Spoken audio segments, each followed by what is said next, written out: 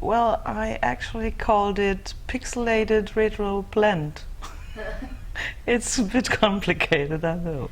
There are so many projects already with extruded canes and extruded patterns, and I don't think it's a big deal to anybody could have come up with this. It's, you know, it just happened to me, and I was thinking, okay, I have so many tutorials on the internet that I use to become what I am.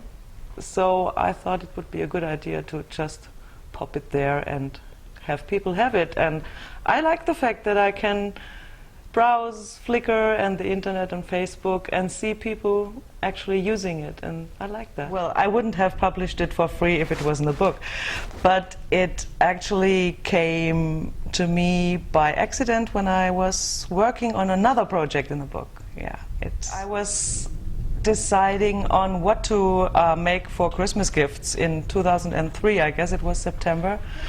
So I was thinking about making snow globes because I love snow globes, just like the spinning and you know what's happening. And so I was thinking, what could I use to make this landscape, this kitschy landscape inside? And I was thinking Fimo, because I knew it existed. I never worked with it as a kid, so I Googled it.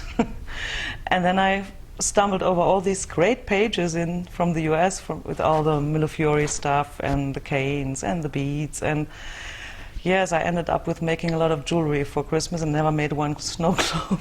I was employed as a graphic designer between 1990 and 2000.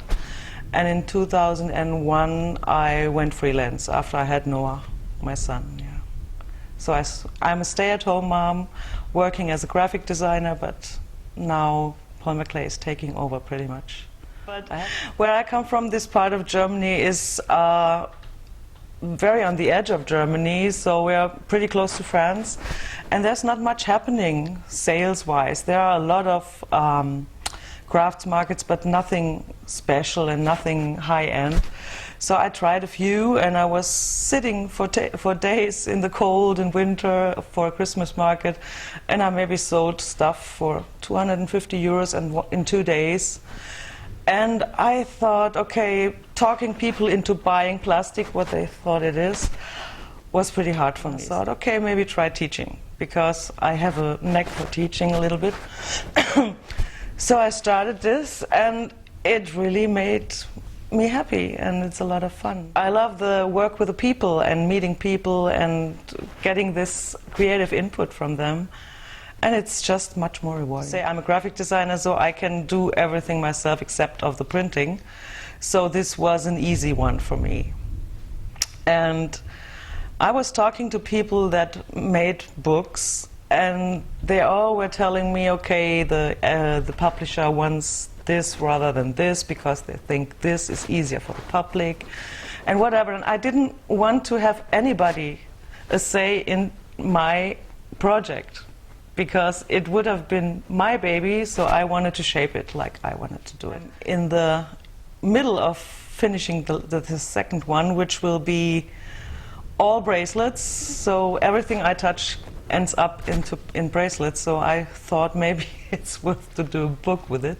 Maybe it's because there's a bigger canvas to work with than this tiny little necklaces, and I like to do earrings and necklaces too, but I really enjoy doing these big, bold things. My bracelets most of the time are pretty big and chunky.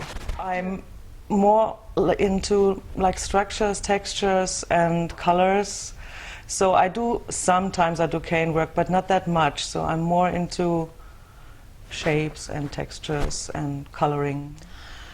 We actually have what you would call a guild here. We don't call it guild, we call it group, because the word guild actually doesn't exist in Germany.